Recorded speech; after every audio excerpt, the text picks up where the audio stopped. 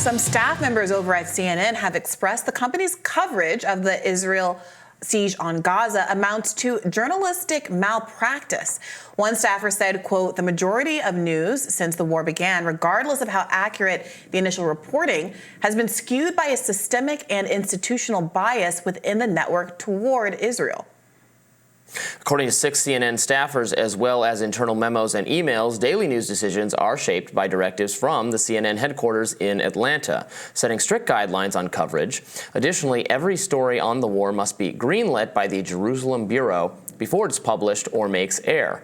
Now, as quoted in The Guardian, some at CNN fear that its coverage of the latest Gaza war is damaging a reputation built up by its reporting of Russia's invasion of Ukraine, which led to a surge in viewers. But others say that the Ukraine war may be part of the problem because editorial standards grew lax as the network and many of its journalists identified clearly with one side, Ukraine, particularly at the beginning of the conflict. Now, one CNN journalist described a schism within the network, reminiscent of the times following 9/11, per The Guardian. Now, this comes as Belgium summoned Israel's ambassador on Friday to condemn the bombing of the Belgian Development Agency in Gaza. Brussels said the offices were destroyed in northern Gaza. The Belgian Minister of Foreign Affairs wrote in a tweet, "Targeting civilian buildings is unacceptable." Per the Times of Israel, there were reportedly no employees in the building at the time of the bombing. The IDF has said it's looking into Belgium's claims.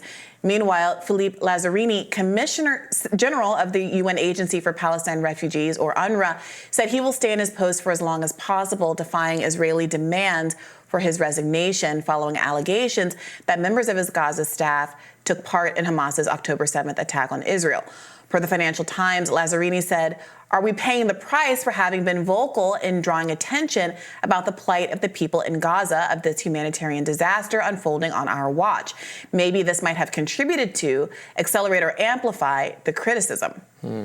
Well, meanwhile, House Speaker Mike Johnson is set to put a $17.6 billion standalone Israel aid bill on the floor this week. So there will be a vote on Israeli aid separate from anything else, border, Ukraine, etc. So I just want to be really clear about the posture of what's being argued about the Belgian building that's been bombed.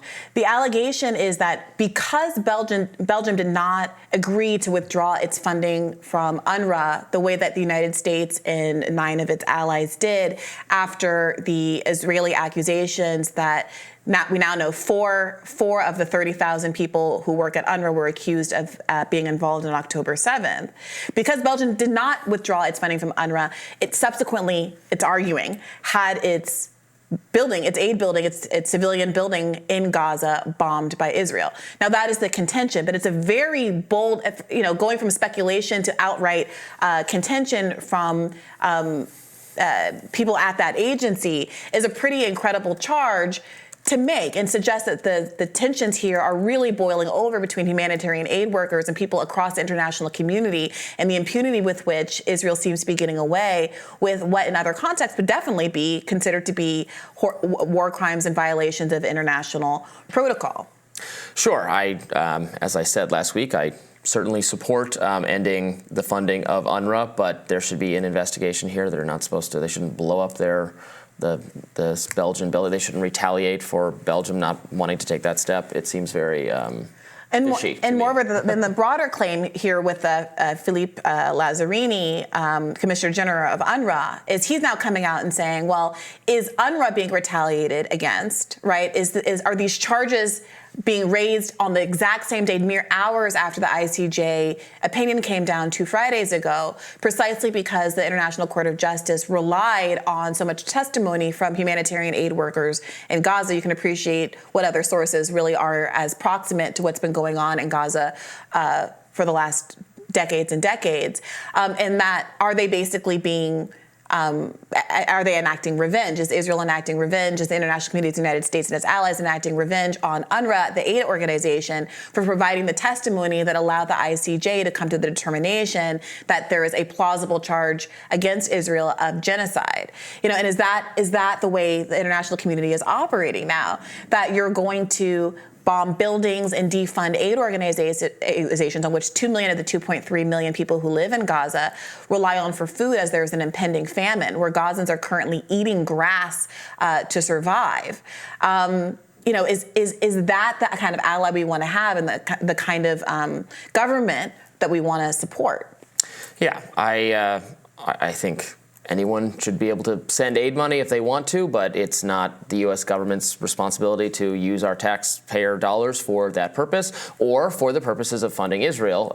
Now, I was happy to see Representative Thomas Massie, who's probably closest to my views on this subject, on foreign policy, announced on Twitter, on X, that he was going to vote against the Israeli aid. He wrote, "Israel has a lower debt to GDP ratio than the United States. This spending package has no offset, so it will just increase our debt by the amount of money spent on it." Why does a wealthy country, we have all these financial problems, all sorts of policy issues.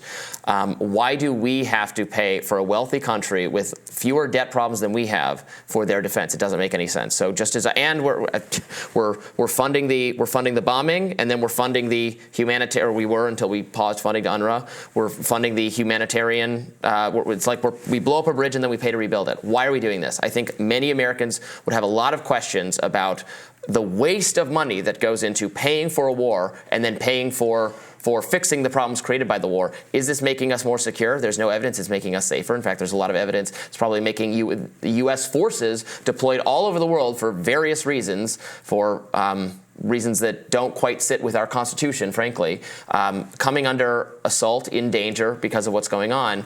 It doesn't seem like a good use of money, and I was glad to see Massie say he's going to vote against it, and that got him called an anti-Semite by John Podhoretz, the editorial director of Commentary, even though he has Massie has a consistent opposition to this kind of aid funding to any country. It's not specific to Israel.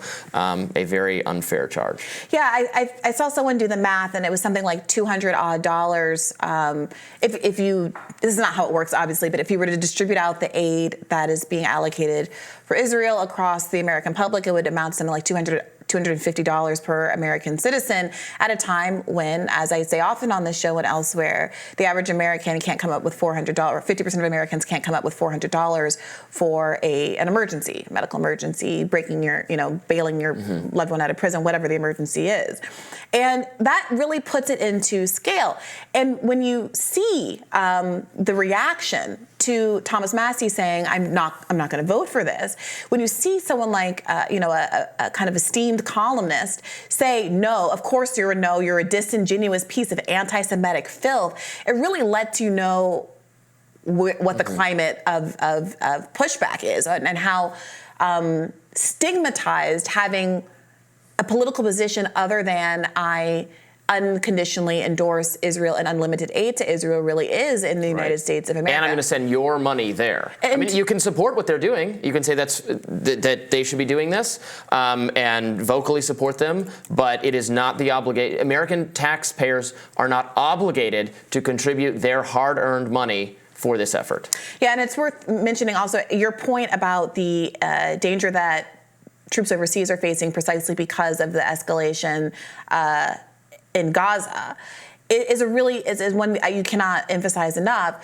I was listening to an interview on Intercepted actually this morning, and the guest was explaining how frequently when there are attacks against American troops in the Middle East, they are described by the attackers as attacks on Israel. Israel and the United States of America are seen as one entity, and the actions of Israel are blamed on the United States, rightly or wrongly, and vice versa. And as we often talk about on this show, it is difficult to forget. I don't think we should forget that in the Why I Did It explanation for 9/11, the oppression of Palestinians was the prime justification for that terror attack. So what does that mean about the long-term safety of both our troops stationed overseas and Americans here at home? We will continue to follow developments in the Middle East, and we'll have more Rising right after this.